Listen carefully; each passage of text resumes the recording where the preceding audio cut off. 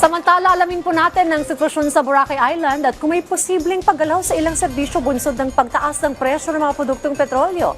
Si Bernard Ferrer sa detalye live. Bernard?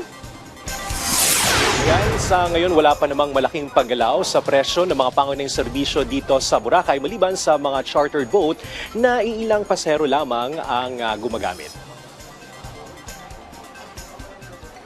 Mula 1,500 pesos umakyat na sa 2,000 pesos ang pamasahe sa mga chartered boat mula Katiklan patungong Boracay.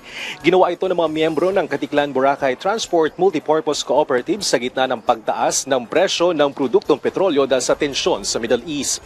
Pero nananatili namang 50 pesos ang pamasahe mula Katiklan patungong Boracay at pabalik bilang pagtalima sa kautusan ni Pangulong Ferdinand R. Marcos Jr. na huwag magtaas ng pamasahe.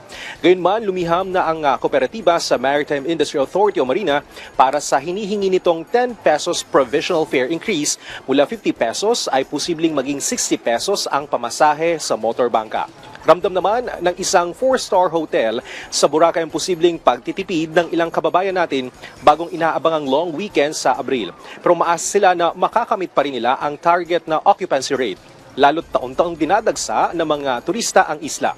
Posibleng magtaas ang presyo ng ilang water sports dahil umaasa mga ito sa produktong petrolyo lalo na ang mga aktibidad na gumagamit ng motorbangka. Posible rin hindi muna tumanggap ng panibagong kontrata ang isang gumagawa ng motorbangka sa Aklan.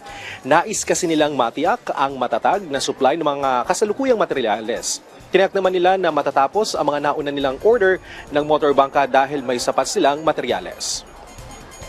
Dayan, tiniyak ng Malay Aklan LGU na nananatiling normal ang sitwasyon sa Boracay at nanatili ring mataas ang hotel occupancy rate sa isla. Sa ngayon ay maganda ang panahon kaya yung mga turista dito at mga kababayan natin na maaga nang nagbakasyon ay sure na mag-enjoy sa iba't ibang aktibidad dito sa isla. Ibinida rin nila Dayan dito yung e-trike nila na gamit nila sa pampublikong transportasyon. Dayan? Maraming salamat, Bernard Ferrer.